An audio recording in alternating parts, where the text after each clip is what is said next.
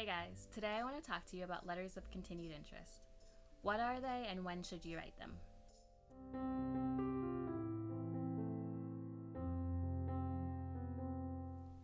Today I want to talk to you about letters of continued interest. Now, you may have seen the abbreviation LOCI written places like law school blogs, and you might be wondering to yourself, well, what does that even mean? Well, it stands for Letters of Continued Interest. But what is a letter of continued interest? A letter of continued interest is a letter that you write expressing your desire to stay on the wait list at a particular school. It's your continued interest in that school.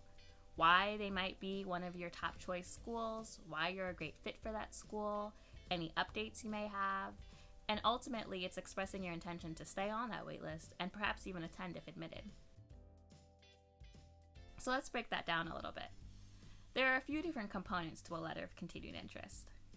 First, the letter of continued interest should thank the admissions officers or admissions committee for the ability to be on the wait list. Because let's face it, not everyone gets waitlisted. Some people just get denied. So you do want to show that you are grateful for the opportunity to stay on the wait list. Being on the wait list means that, they're not really ready to admit you, but they're not quite sure. You might be a great fit for their school, but they want to wait and see who the other candidates are and see how you might fit into their class. Now, I mentioned at the beginning that you want to start off your letter thanking them, but I want to caution you not to go overboard. Don't overdo it. Don't be overgracious. Don't spend an entire paragraph telling them, how fortunate and grateful and lucky and what a blessing this is, because that's not really also what they want to hear. Now, after you thank them, for the opportunity to stay on the wait list, you want to express to them your desire. And you want to be really honest here. You want to say, yes, I'm willing to stay on the wait list until June, July, August, but be realistic about what it is you're actually willing to do. If you're not willing to stay on the wait list until August, don't say so. You might need to make a decision, and maybe, if you're going to a law school that's across the country, you might need to move at a certain time. You might need to buy plane tickets at a certain time. Sometimes waitlist decisions can come right up to when school starts. And that's really exciting, but also understand that not everyone can do that. Not everyone, can wait for that school and, pick up their life at a moment's notice. So you want to be frank and honest with the school about what it is that you're willing to do. If it's a school that you absolutely would attend no matter what, definitely say so. If it's your first choice school, definitely say so. But if it's not your first choice school, and it's not a school that you would absolutely attend if given the opportunity, you can still write a really strong letter of continued interest without saying that. The key here is to be genuine and honest without, just saying what you want the admissions committee to hear. So perhaps you're writing a letter of continued interest to your third choice school, and you might say something like, I'm so excited and happy to be given the opportunity to stay on the wait list. I know that this school is a great fit for me because, and then you go into your reasons, and then you kind of go into the rest of the letter as we'll continue. But you don't have to say, I absolutely will go, if that's not what your real intent is. So after you talk about your intentions, and you can do this in kind of any order, but you do want to talk about, why that school is a great fit and why you are really, in particular, interested in that school. You want to be careful here not to regurgitate anything you may have said in a personal statement or a why this school essay. These kind of examples should be pretty personal.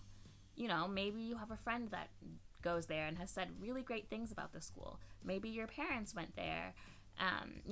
Maybe you got to meet a professor at a conference recently and it really solidified your desire to go to this school. Or there's research that just came out that perfectly aligns with what you're trying to study. Maybe these are things that didn't exist at the beginning when you applied, but they're pertinent examples of why this school is absolutely a great fit for you. You want to touch on a couple of points, and again, you don't want to repeat anything that you've said in your personal diversity statement on why you exemplify the values that that particular school has. There are some schools that have such strong ethos, such strong mottos and values that if you can really tie yourself into those values, that can really help your letter of continued interest.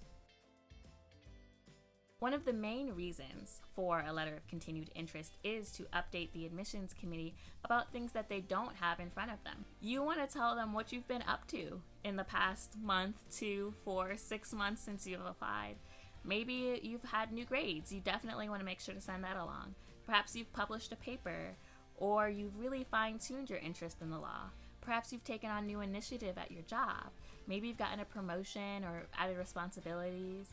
Maybe you've gotten to dive deeper into a particular field. These are all really great updates. Maybe you retook your LSAT or GRE and now you have a score that's perfectly within their medians. That's certainly something that the committee wants to see. Maybe you retook a class and you've raised your GPA. That also could really help your admissions chances. Now a little bit about format. The most substantial letter of continued interest should probably be about a page, maybe a little less, single-spaced, no smaller than 11-point font Times New Roman, with appropriate margins. You don't want to write a book. You don't want to give them another full-length essay to read. You can have shorter letters of continued interest, especially if you're writing more than one, or you're just kind of following up to stay on their radar. It can just be simply, I'm writing to continue to express my interest, in the waitlist. And again, your intention of how long you intend to stay on the wait list, and if that school is your first choice, you can include that as well. You may also want to include any offers to give them supplemental information. Sometimes schools will actually request some information of you, so having this offer in your letter is a great way to open the door. A general rule of thumb is that as soon as you are waitlisted at a school that you're interested at, you begin writing your letter of continued interest and you submit it as soon as possible. And then, perhaps, you submit another one a month later. Now, all of this really does depend on when you're waitlisted. It's also great, if you are sending your first or your second letter kind of close to when that application deposit deadline is, because maybe they don't have, the full class that they're looking for, or maybe someone has changed their mind, close to the deposit and they're going to their wait list. You want to be right on their mind. They want to say, wow, she really submitted her letter of continued interest and it's so strong. We don't need to look at all the other applicants. We know that she's ready. We'll just go ahead and take her. If a school has more than one deposit deadline, you may want to time your letters around that. You don't want to overdo it. That's really important. But you also don't want to be silent. Submitting more than 2 letters of continued interest in some cases is not a bad thing. Again, it really depends on when you're waitlisted. Now, oftentimes people will ask if you can submit a letter of continued interest before you get waitlisted. Perhaps if you just haven't heard from them, you applied in October, and it's, March, and you're just feeling like maybe I should submit this letter of continued interest. I would only say submit something if you absolutely have a very pertinent update. For example, a really great LSAT score, or something else that would really change your admissions application in a large and significant way. Otherwise, it's good to just wait and see, because maybe they're going to admit you. Next week, I'll talk a little bit more about waitlists as a whole and what things that you can do, including, but also outside of, writing letters of continued interest that may really help your waitlist chances. I hope this video started to give you a sense of what a letter of continued interest is and a few different things that you can include in them. Check out my blog next week for an article on this topic, and also for an application guide that will be coming out on how to help you write your letter of continued interest. The guide will include a couple of different examples, different formats, and different scenarios to best help you prepare to write your letter. If you like this video, make sure to like it and subscribe to my channel to stay up to date on new videos with law school admissions tips. I'll see you next time.